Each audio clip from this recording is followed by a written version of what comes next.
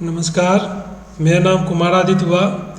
आदित्य कीर्ति CTET classes में आप सभी लोग का स्वागत है। जैसा कि आज का क्लास व्यक्तिगत विभिन्नता के बारे में हम लोग चर्चा करेंगे और इसका मैं एमसीक्यू लेकर आप सभी को सामने उपस्थित हुआ हूँ। उससे पहले शुरुआत करने से पहले आप सभी लोग के लिए एक पंक्ति है। अगर आप खुद ही पर भरोसा नहीं करेंगे तो कोई और क्यों करेगा। ठीक है। कहने का तात्पर्य है कि आप अपने पर भरोसा नहीं करिएगा, आप अपने पर कॉन्फिडेंस नहीं लाइएगा पढ़ाई के क्रम में, तो आगे वाला आप पर कैसे भरोसा करेगा। आपको दृढ़ संकल्प के साथ इस बार का जो सीटेट है इसको एकदम जम के निकालना है। ठीक है। अब की बार सीटेट पार का जो लक्ष्य है उसको पूर्ण करना है। यहाँ आप लोग को अपने पर भरोसा करना पड़ेगा, किताबों को बहुत बारीकी से पढ़ना पड़ेगा, रातों को थोड़ा त्यागना पड़ेगा, एकदम रातों में जगना पड़ेगा, मेहनत डट के करना पड़ेगा, तभी जाके इस बार सीटेट पास होगा। मैं बार बार कहता हूँ कि शब्द को पकड़िएगा, सीटेट एकदम बढ़िया से निकल जाएगा। मेहनत करिए। मैथ है, ईवीएस है, हिंदी है, संस्कृत है, इंग्लिश है, इस सब पर आप लोग पैडागोजी पर ज़्यादातर ध्यान दीजिए। और प्रश्न उत्तर तो मैं लेके आता ही हूँ और आप सब लोग के सामने आज व्यक्तिक विभिन्नता के बारे में आज हम लोग चर्चा करेंगे, एमसीक्यू के बारे में। और ये मेरा टेलीग्राम का चैनल हुआ। अभी तक जितने भी पढ़ाए जा रहे हैं वो सब आपको टेलीग्राम पर उपलब्ध करा दिए जाएंगे। आइए हम लोग पहले प्रश्न की ओर प्रकाश डालते हैं।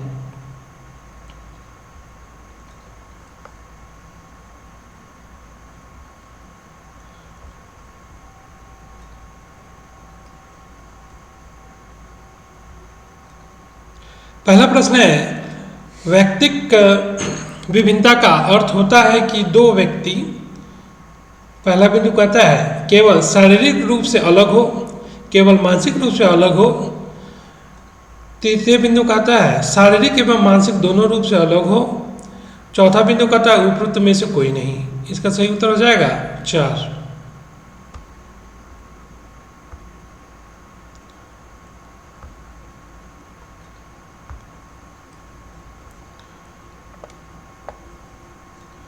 आइए अब हम लोग अगले बिंदु की ओर बढ़ते हैं। अगला प्रश्न है, व्यक्तिक विभिन्नता से हमारा तात्पर्य व्यक्ति के उन सभी पहलुओं से है जिनका मापन व मूल्यांकन किया जा सकता है। व्यक्ति विभिन्नता के संदर्भ में निम्नलिखित मनोवैज्ञानिक में से यह कथन किसका है। बहुत ही महत्वपूर्ण प्रश्न है ये। टॉलर का, कोहलर का, स्किनर का, मास्लो का। इसका सही उत्तर हो जाएगा 3, स्किनर का। आइए अब हम लोग अगले प्रश्न की ओर बढ़ते हैं। तीसरा प्रश्न कहता है, शारीरिक क्रियाओं में सफल होने की योग्यता में एक समूह के व्यक्तियों में भी बहुत अधिक विभिन्नता होती है। निम्न मनोवैज्ञानिक में से यह कथन किसका है। वाइगोत्स्की,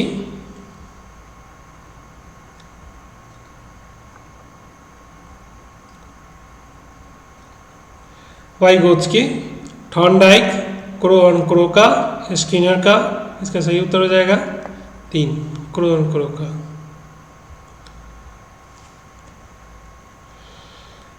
आप अपनी कक्षा के चौथे प्रश्न की ओर बढ़ रहे हैं। आप अपनी कक्षा के छात्र में परिपक्वता का अवलोकन करने पर पाते हैं कि कुछ छात्र आयु के पहले परिपक्वता प्राप्त कर चुके हैं, जबकि कुछ छात्र परिपक्वता प्राप्त करने की आयु में तो है लेकिन उनमें परिपक्वता नहीं है। इसका कारण क्या हो सकता है। पहला बिंदु कहता है कक्षा में उनके बैठने का क्रम, वैयक्तिक विभिन्नता, विद्यालय आने व जाने के उन भिन्न साधन। चौथा बिंदु कहता है उपयुक्त में से कोई नहीं। इसका सही उत्तर है व्यक्ति भिन्नता। सही उत्तर हो जाएगा व्यक्ति भिन्नता। आइए पांचवें प्रश्न की ओर बढ़ते हैं। सीमा हर पाठ को बहुत जल्दी सीख लेती है क्योंकि लीना उससे सीखने में ज़्यादा समय लेती है। यह विकास के डैश सिद्धांत को दर्शाता है। व्यक्ति भिन्नता, अंतर संबंध, निरंतरता, समान से विशिष्ट की ओर। इसका सही उत्तर हो जाएगा व्यक्ति विभिन्नता। आइए अगले प्रश्न की ओर बढ़ते हैं। आपकी कक्षा का एक छात्र पढ़ने में बहुत तेज है। वह 7वीं कक्षा में होते हुए भी 10वीं कक्षा के विषयों को आसानी से समझ लेते हैं। उसकी यह व्यक्तिगत विभिन्नता का कारण उसका विशिष्ट शारीरिक विकास, उसका विशिष्ट संज्ञानात्मक विकास, उसका विशिष्ट संवेदनात्मक विकास, उसके विशिष्ट सामाजिक विकास। इसका सही उत्तर हो जाएगा 2, उसका विशिष्ट संज्ञानात्मक विकास। आइए हम लोग 7वें प्रश्न की ओर बढ़ते हैं। मानव के व्यक्तित्व पर निम्न में से किसका प्रभाव पड़ता है? पहला बिंदु कहता है केवल परिवार का, द्वितीय बिंदु कहता है समुदाय का, तृतीय बिंदु कहता है परिवार और समुदाय दोनों का, चौथा बिंदु कहता है उपरोक्त में से किसी का नहीं। इसका सही उत्तर हो जाएगा परिवार और समुदाय का। समुदाय, परिवार एवं समुदाय दोनों का। आइए व्यक्ति विभिन्नता का प्रमुख कारण है वातावरण, वंशानुक्रम, आयु। कूट से समझते हैं ए और बी दोनों सही है या दो केवल बी सही है। तृतीय बिंदु कहता है ए और सी सही है। चौथा कहता है ए बी और सी तीनों सही है। इसका सही उत्तर हो जाएगा 4, ए बी सी तीनों सही है। व्यक्ति विभिन्नता को प्रभावित करता है केवल वंशानुक्रम कारक, केवल वातावरण कारक, वंशानुक्रम एवं वातावरणीय दोनों कारक। चौथा कहता है उपरोक्त में से कोई नहीं। इसका सही उत्तर हो जाएगा 2, केवल वातावरण वर्णीय कारक। आइए हम लोग 10वें प्रश्न की ओर बढ़ते हैं। व्यक्तिक विभिन्नता के विकास हेतु पूर्व माध्यमिक कक्षाओं में बालकों का शिक्षण किस प्रकार किया जाना चाहिए? पहला बिंदु कहता है ए बिंदु कहता है खेल विधि के माध्यम से बालकों को गणित तथा भाषा का ज्ञान देना चाहिए। बी बिंदु कहता है उन्हें अक्षर ज्ञान तथा गणना की जानकारी प्रारंभ से ही मौखिक रूप से दे देनी चाहिए। सी बिंदु कहता है लिखने तथा सीखने के पूर्व बच्चों से चित्र बनवाए जाने चाहिए। अब आइए हम लोग कूट पर क्या विकल्प है इसका। ए और बी सही है, केवल बी सही है, केवल ए और सी सही है, या ए बी सी तीनों सही है। इसका सही उत्तर हो जाएगा 4, ए बी सी सभी सही हैं। आइए 11वें प्रश्न की ओर बढ़ते हैं।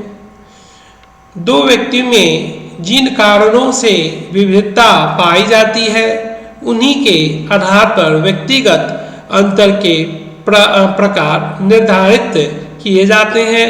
निम्न में से कौन सा व्यक्तिगत विभिन्नता का प्रकार नहीं है? पहला बिंदु कहता है शारीरिक भिन्नता, द्वितीय बिंदु कहता है मानसिक क्षमता में भिन्नता, तृतीय कहता है मूल प्रवृत्ति संबंधी अंतर, चौथा कहता है व्यक्तिगत संबंधी अंतर। सही उत्तर हो जाएगा इसका 3, मूल प्रवृत्ति संबंधी अंतर। आइए अब हम लोग 12वें प्रश्न की ओर बढ़ते हैं। मानसिक योग्यता में विभिन्नता के अंतर्गत किस कथन को सम्मिलित नहीं किया जा सकता? पहला कहता है बिंदु यौन अंतर तथा शारीरिक परिपक्वता, द्वितीय बिंदु कहता है रुचि संबंधित भिन्नता, तृतीय कहता है स्वभाव संबंधित अंतर, चौथा कहता है तत्कालिक स्थिति से परे जाने की योग्यता, इसका सही उत्तर हो जाएगा पहला। यौन अंतर तथा शारीरिक परिपक्वता। आइए 13वें प्रश्न की ओर बढ़ते हैं। प्रत्येक व्यक्ति में भाषा के विकास की अवस्था पाई जाती है। समान अवस्था, द्वितीय बिंदु कहते भिन्न भिन्न अवस्था, तृतीय बिंदु कहते समान तथा भिन्न दोनों, चौथा कहते उपरोक्त में से कोई नहीं, इसका सही उत्तर हो जाएगा 2 भिन्न भिन्न अवस्था। आइए 14वें प्रश्न की ओर बढ़ते हैं। अच्छे परिवार एवं समुदाय समाज से संबंध रखने वाले बालकों का विकास होता है। समान से कम औसत। उन बालकों से अच्छा जो अच्छे परिवार एवं समाज में नहीं रहते। चौथा कहता है उपरोक्त में से कोई नहीं, इसका सही उत्तर हो जाएगा 3 उन बालकों से अच्छा जो अच्छे परिवार एवं समाज में नहीं रहते। आइए 15वें प्रश्न की ओर बढ़ते हैं। बालकों के प्रकार होते हैं केवल अंतर्मुखी, केवल बहिर्मुखी, तृतीय बिंदु अंतर्मुखी और बहिर्मुखी, और उपरोक्त में से कोई नहीं, इसका सही उत्तर हो जाएगा अंतर्मुखी और बहिर्मुखी होते हैं। 16वां प्रश्न कहता है संभवतः व्यक्ति योग्यता की विभिन्नता के बजाय व्यक्तित्व की भिन्नताओं से अधिक प्रभावित होता है। यह कथन व्यक्तिगत भिन्नता के संदर्भ में किस मनोवैज्ञानिक का है? टायलर, क्रो एवं क्रो का, फ्रायड का, वाइगोस्की का। सही उत्तर है टायलर का। आइए 17वें प्रश्न की ओर बढ़ते हैं। मनोवैज्ञानिकों का ऐसा मानना है कि बालकों में अंतर होता है। पहला बिंदु कहता है उनकी रुचि आधार पर, द्वितीय कहता है उनकी योग्यता के आधार पर, तृतीय बिंदु कहता है उनकी क्षमता के आधार पर, चौथा कहता है उपरोक्त सभी के आधार पर। सही उत्तर हो जाएगा उपरोक्त सभी के आधार पर। यदि कोई बालक सीखने की प्रक्रिया में कमजोर है तो उस स्थिति में अध्यापक को कक्षा का आकार रखना चाहिए, कक्षा का आकार कम होना चाहिए। द्वितीय कहता है कक्षा का आकार अधिक होना चाहिए, तृतीय कहता है कक्षा का आकार ना कम ना अधिक होना चाहिए। चौथा बिंदु कहता है उपरोक्त में से कोई नहीं, इसका सही उत्तर हो जाएगा पहला, कक्षा का आकार कम होना चाहिए। आइए 19वें प्रश्न की ओर। धर्म एवं समाज दोनों हैं एक दूसरे के पृथक, एक दूसरे के पूरक। समाज धर्म से कोई मतलब नहीं होता, उपरोक्त में से कोई नहीं, इसका सही उत्तर हो जाएगा एक दूसरे के पूरक हो जाएंगे। आइए 20वें प्रश्न की ओर बढ़ते हैं। जाति से संबंधित व्यक्तिगत अंतर को दूर करने के लिए व्यक्ति को करना चाहिए केवल पूर्वाग्रह से स्वयं को दूर रखना। बी बिंदु कहता है पूर्वधारण तथा सोच में बदलाव लाना। सी बिंदु का नकारात्मक मनोवृत्तियां से हटकर सोचना। डी बिंदु कहता है रूढ़िवादी दृष्टिकोण से सकारात्मक बदलाव लाना। कूट कहता है ए और बी, बी और सी, डी और ए, और चौथा बिंदु कहता है ए बी सी डी। यहाँ सभी उत्तर हो जाएंगे इसके। ठीक है, आइए 21वें प्रश्न को बढ़ते हैं। ये अब आपके 21 प्रश्न से लेकर आपको पिछले विगत प्रश्न के पूछे गए हैं उस पर मैं चर्चा करूँ। ये जितने भी अभी प्रश्न आ रहे हैं अब ये पिछले वर्ष के पूछे गए प्रीवियस ईयर क्वेश्चन सब आएंगे आपके सामने। शिक्षार्थी व्यक्तित्व विभिन्नता प्रदर्शन करते हैं, अतः शिक्षक को अधिगम की एक समान गति पर बल देना चाहिए। द्वितीय बिंदु कहता है सीखने की विधि पर अनुभवों को उपलब्ध कराना चाहिए। तृतीय बिंदु कहता है कठोर अनुशासन सुनिश्चित करना चाहिए। चौथा कहता है परीक्षा की संख्या बढ़ा देनी चाहिए। इसका सही उत्तर हो जाएगा सीखने की विविध अनुभवों को उपलब्ध कराना चाहिए। 22 बिंदु कहता है शैक्षणिक क्षेत्र में निष्पादन के आधार पर शैक्षणिक क्षेत्र में निष्पादन के स्तर को बढ़ाने का औचित्य स्थापना किस आधार पर किया जाना चाहिए? यह व्यक्तिगत विभिन्नता के संतुष्ट करता है। यह हास्यकृत विद्यार्थी के लिए प्रतिपूरक भेदभाव की नीति का अनुगमन करता है। तृतीय बिंदु कहता है यह सार्वभौमिक धारणा को सुनिश्चित करता है। चौथा कहता है यह हाथ के किए जाने वाले श्रम की प्रति सम्मान विकसित करता है। इसका सही उत्तर हो जाएगा पहला। यह व्यक्तिगत भिन्नताओं को संतुष्ट करता है। आइए 23वें प्रश्न की ओर बढ़ते हैं। शिक्षार्थियों में व्यक्ति विभिन्नताओं को संबोधित करने के लिए एक विद्यालय किस प्रकार का सहयोग उपलब्ध करवा सकता है? पहला, सभी शिक्षार्थी के लिए समान स्तर की पाठ्यचर्या का अनुगमन करना। द्वितीय बिंदु कहता है बालक केंद्रित पाठ्यचर्या का पालन करना और शिक्षार्थियों को सीखने के लिए अनेक अवसर उपलब्ध कराना। तृतीय बिंदु कहता है शिक्षार्थियों में व्यक्तिगत विभिन्नताओं को समाप्त करने के लिए हर संभव उपाय कराना। चौथा कहता है धीमी गति से सीखने वाले शिक्षार्थियों को विशेष विद्यालयों में भेजना। इसका सही उत्तर हो जाएगा प्रश्न नंबर 2, बाल केंद्रित पाठ्यचर्या का पालन करना और शिक्षार्थियों को सीखने के लिए अनेक अवसर उपलब्ध कराना। आइए अब हम लोग 24वें प्रश्न की ओर बढ़ते हैं। कक्षा में विद्यार्थियों को व्यक्तिक विभेद पहला बिंदु कहता है लाभकारी नहीं है क्योंकि अध्यापक को वैविध्यपूर्ण कक्षा को नियंत्रित करने की आवश्यकता है। द्वितीय बिंदु कहता है हानिकारक है क्योंकि इसके विद्यार्थियों में परस्पर द्वंद्व उत्पन्न होते हैं। तृतीय बिंदु कहता है अनुपयुक्त क्योंकि यह सर्वाधिक मंद विद्यार्थी के स्तर तक पाठ्यचर्या के स्थानांतरण की गति को कम करते हैं। चौथा कहता है लाभकारी है क्योंकि ये विद्यार्थी की संज्ञानात्मक संरचनाओं को खोजने में अध्यापक को प्रवृत्त करते हैं। सही उत्तर हो जाएगा इसका लाभार्थी को लाभकारी है क्योंकि इसे विद्यार्थी की संज्ञानात्मक रचनाओं के खोजने में अध्यापक की प्रवृत्त करते हैं। आइए 25वें प्रश्न की ओर बढ़ते हैं। हम सभी अपने बुद्धि, प्रेरणा, अभिरुचि आदि के संदर्भ में भिन्न होते हैं। यह सिद्धांत किससे संबंधित है? व्यक्ति विभिन्नता से, बुद्धि के सिद्धांत से, वंशानुक्रम से, पर्यावरण से। पहला उत्तर है व्यक्ति विभिन्नता से। आइए 26वें प्रश्न की ओर बढ़ते हैं। शिक्षार्थी यो अधिगमकर्ता के व्यक्तिक विभिन्नता के संदर्भ में शिक्षक को चाहिए।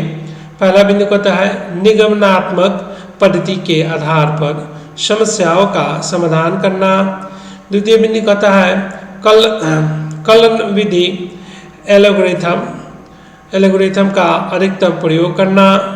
तृतीय बिंदु कहता है याद करने के लिए शिक्षार्थियों को तथ्य उपलब्ध कराना। चौथा कहता है विविध प्रकार की अधिगम परिस्थितियों को उपलब्ध कराना। इसका सही उत्तर हो जाएगा 4, विविध प्रकार की अधिगम परिस्थितियों को उपलब्ध कराना। आइए हम लोग 27वें प्रश्न की ओर बढ़ते हैं। अपनी कक्षा के व्यक्तित्व विभिन्नताओं से निपटने के लिए कक्षा को चाहिए कि पहला बिंदु कहता है बच्चों को उनके अंकों के आधार पर अलग कर उनके नामित करें। द्वितीय बिंदु कहता है बच्चों से बातचीत करें और उनके दृष्टिकोण को महत्व दें। तृतीय बिंदु कहता है विद्यार्थी के लिए कठोर नियम को लागू करें।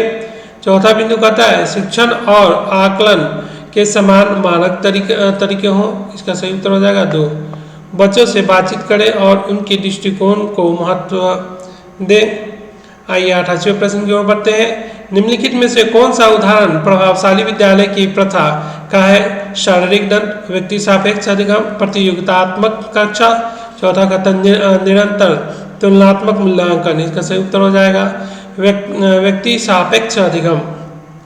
आइए 29वें प्रश्न की ओर बढ़ते हैं। एक उभय लिंग व्यक्तित्व समाज में प्रचलित रूढ़िवादी लिंग भूमिका का पालन करता है। स्त्री लक्षणों वाले पुरुषों को संदर्भित करता है। तृतीय बिंदु कहता है में आमतौर पर माने गए पुरुष और स्त्रियों गुणों को समायोजित होता है। चौथा बिंदु कहता है में दृढ़ और अहंकारी होने का आदत है। इसका सही उत्तर हो जाएगा तृतीय। एक उभयलिंग व्यक्ति में आमतौर पर माने गए पुरुष और स्त्री गुणों का समायोजन होता है। आइए चौथे प्रश्न की ओर बोलते हैं। व्यक्तित्व विभिन्नताओं का प्राथमिक कारण क्या है?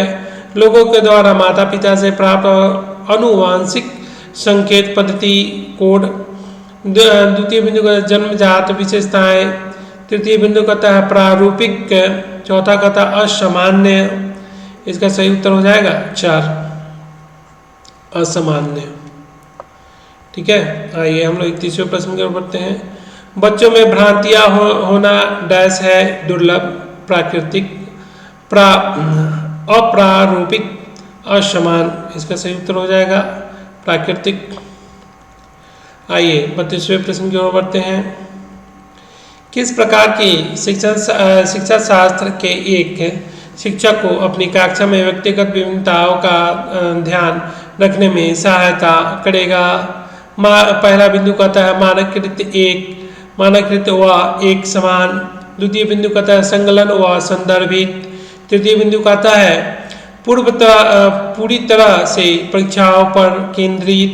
चौथा कहता है पूरी तरह से पाठ्य पुस्तक पर केंद्रित। इसका सही उत्तर हो जाएगा संकलन व संदर्भित। आइए हम लोग अब 33वें प्रश्न की ओर बढ़ते हैं। एक व्यक्ति अब यहाँ से आपको जो भी प्रश्न है अभी 1 लाइनर क्वेश्चन आपको प्रश्न उत्तर मिलेंगे। ठीक है, और इसके बाद फिर MCQ वाला फिर प्रश्न आएंगे। एक व्यक्ति का दूसरे व्यक्ति से भिन्न होना क्या कहलाता है? व्यक्ति विभिन्नता। संपूर्ण संसार में दो व्यक्तियों का एक जैसा ना होना किस नियम है? प्रकृति का नियम है। रुचियों विभिन्नता व्यक्ति से संबंधित किस तत्व को प्रभावित करती है? स्वभाव एवं व्यक्तित्व को। 36वां प्रश्न कहता है व्यक्तिगत विभिन्नता के किस एक मुख्य आधार का नाम बताइए? वंशानुक्रम। 37वां प्रश्न कहता है बालक की शिक्षा किस तथ्य को ध्यान में रखते हुए की जानी चाहिए? व्यक्तित्व विभिन्नताओं को। 38वां कहता है मापन किए जाने वाले व्यक्ति का प्रत्येक पहलू व्यक्तित्व विभिन्नता का अंश है। यह विचार किस विचारक के हैं? स्किनर के हैं। आइए अब हम लोग 39वें प्रश्न की ओर बढ़ते हैं। एक व्यक्ति का दूसरे व्यक्ति से अंतर एक सार्वभौमिक घटना जान पड़ती है। यह कथन किसका है? टाइलर का है।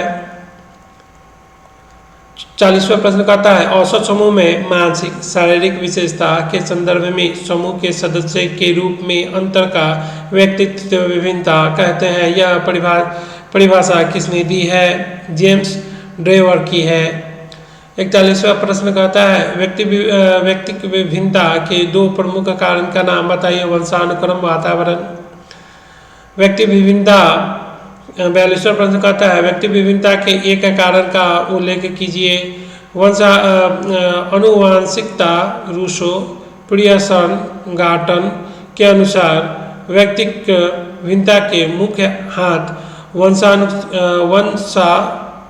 वांशिकता का होता है।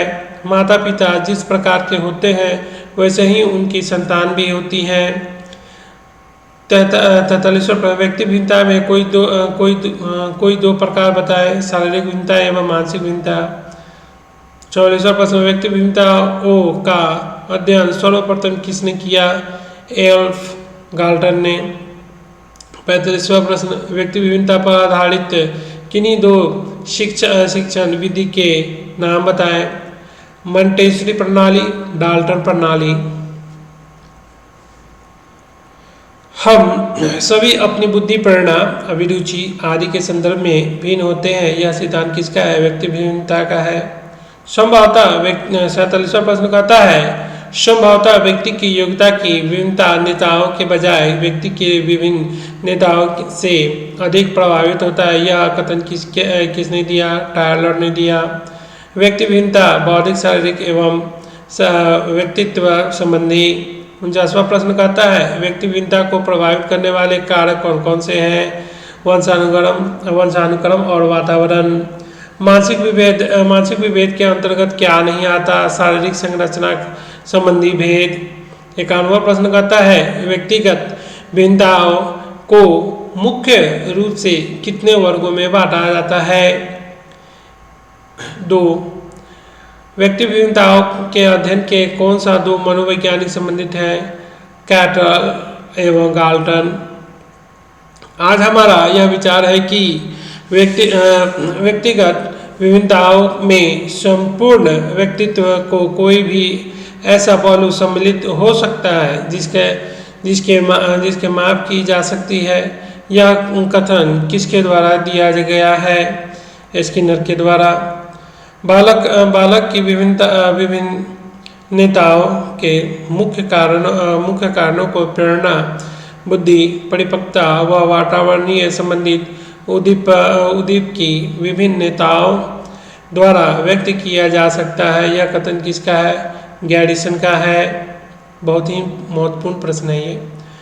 किस मनोवैज्ञानिक ने मानव प्रकृति के आधार पर व्यक्तित्व की 2 प्रमुख प्रकार बताया है जो अंतर्मुखी बहिर्मुखी है?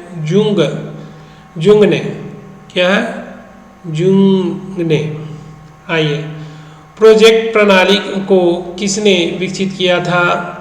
डेवी ने। डाल्टन प्रणाली तथा प्रयोगशाला प्लान की रचना का श्रेय किसको जाता है? पार्कहर्ट्स को। अभिकृत अनुदेश की प्रतिपादक कौन है? स्किनर। किंगास्टन प्रणाली के जनक फोरवेल। बेनिटिका प्रणाली के प्रतिपादक डॉक्टर कार्लटन बर्नर। ज्ञान को छोटे छोटे अंशों को एक तार्किक क्रम में व्यवस्थित करने की अभिक्रम वह इसकी समग्र प्रक्रिया को अभिक्रमित अनुदेश कहते हैं। यह परिभाषा किसके द्वारा दी गई है? फ्रेड स्टोलफेल।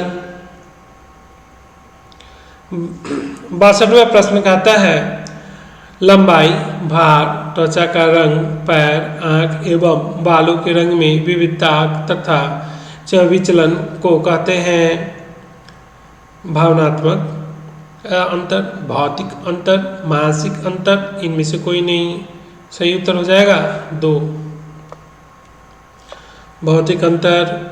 आइए, 63वां प्रश्न कहता है पृथक पृथक समाजित समूह के व्यक्ति के प्रति बच्चों की अभिवृत्ति साधारणतः आधारित होती है।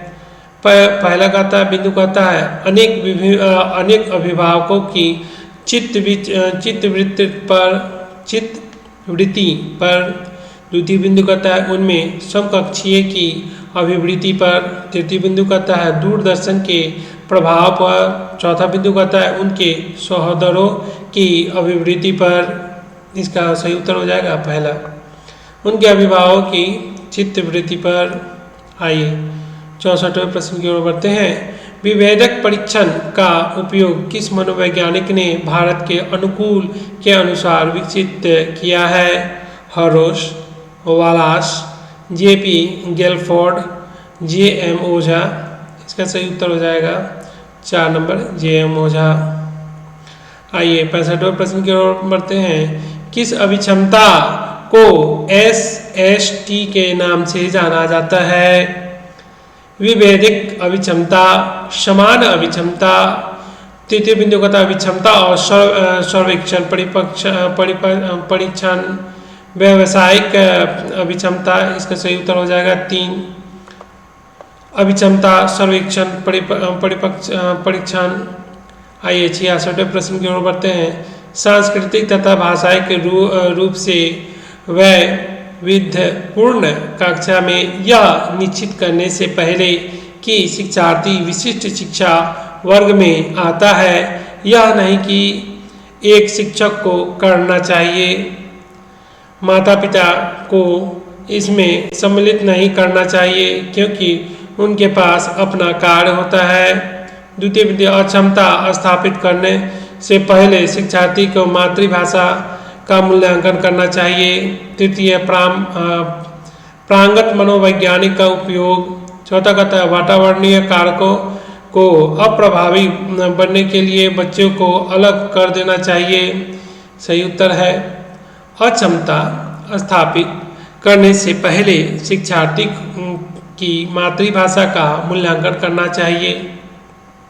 आइए अगले प्रश्न की ओर बढ़ते हैं। अभिवृत्तियाँ संप्रत्यय है संज्ञान परक।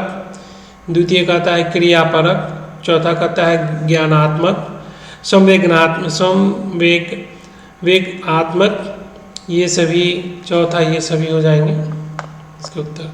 आइए और 6वें प्रश्न की ओर बढ़ते हैं। शैक्षणिक क्षेत्र में निष्पादन के आधार पर शैक्षणिक क्षेत्र में निष्पादन के स्तर को बढ़ाने का औचित्य स्थापन किस आधार पर किया जा सकता है? यह हाथ से किए जाने वाला श्रम के प्रति समानित विकसित करता है। द्वितीय बिंदु, यह व्यक्तित्व विभिन्नताओं को असंतुष्ट करता है। तृतीय कहता है यह हास्यकृत विद्यार्थी के लिए परिपूरक भेदभाव की नीति का अनुगमन करता है। चौथा कहता है यह सार्वभौमिक धारण रिटेंशन को सुनिश्चित करता है। सही उत्तर हो जाएगा 2। यह व्यक्तित्व विभिन्नताओं को संतुष्ट करता है। चौथा 69 प्रश्न की ओर हम लोग बढ़ रहे हैं। शिक्षार्थियों में व्यक्तित्व विभिन्नताओं को संबोधित करने के लिए एक विद्यालय किस प्रकार का सहयोग उपलब्ध करवा सकता है? पहला, सभी शिक्षार्थी के लिए समान स्तर पर पाठ्यचर्या का अनुगमन करना। द्वितीय कहता बाल केंद्रित पाठ्यचर्या का पालन करना और शिक्षार्थियों को सीखने के अनेक अवसर उपलब्ध करवाना। तृतीय कहता है शिक्षार्थियों में व्यक्तिगत विभिन्नताओं को समाप्त करने के लिए हर संभव उपाय करना। चौथा कहता है धीमी गति सीखने वाले शिक्षार्थी को विशेष विद्यालय में भेजना। इसका सही उत्तर हो जाएगा द्वितीय, बाल केंद्रित पाठ्यचर्या का पालन करना और शिक्षार्थी को सीखने के लिए अनेक अवसर उपलब्ध करवाना। आइए अभिवृत्ति है एक भावात्मक प्रवृत्ति जो अनुभव के द्वारा संगठित होकर किसी मनोवैज्ञानिक वस्तु के प्रति पसंदगी या नापसंदगी के रूप में प्रतिक्रिया करती है। द्वितीय बिंदु कहता है एक ऐसी विशेषता जो व्यक्ति की योग्यता का परिचायक है, जिसे किसी प्रदत्त क्षेत्र में विशिष्ट परीक्षण ज्ञान अथवा कौशल से सीखा जा सकता है। तृतीय कहता है व्यक्ति की बीजभूत क्षमता जो विशिष्ट प्रकार के हित है, इनमें से कोई नहीं। इसका सही उत्तर हो जाएगा पहला। अभिवृत्ति एक भावात्मक प्रवृत्ति है जो अनुभव के द्वारा संगठित होकर किसी मनोवैज्ञानिक के वस्तु के प्रति पसंदगी या नापसंदगी के रूप में प्रतिक्रिया करती है। आइए हम लोग 71वें प्रश्न की ओर बढ़ते हैं। भारतीय समाज में बहुभाषी विशेषता को देखा जाना चाहिए। विद्यार्थियों को सीखने के लिए अभिप्रेरित करने हेतु शिक्षक योग्यता की चुनौती के रूप में शिक्षार्थी के लिए विद्यालय जीवन के एक जटिल अनुभव के रूप में बनने के लिए कारक के रूप में। तृतीय कहता है शिक्षण अधिगम प्रक्रिया में बाधा के रूप में। चौथा कहता है विद्यालय जीवन को समृद्ध बनाने के संसाधन के रूप में। इसका सही उत्तर हो जाएगा 4।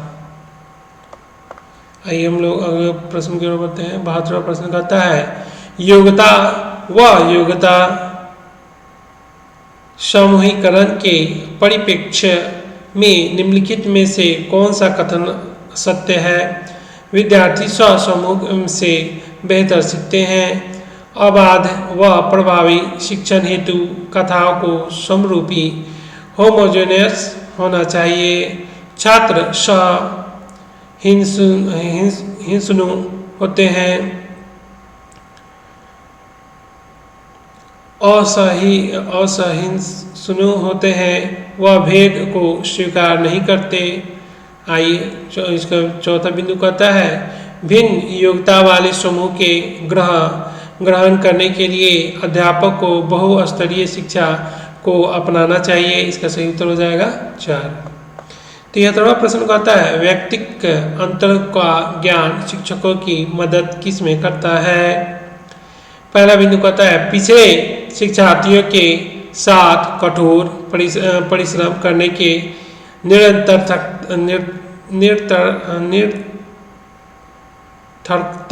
को समझने में, क्योंकि वे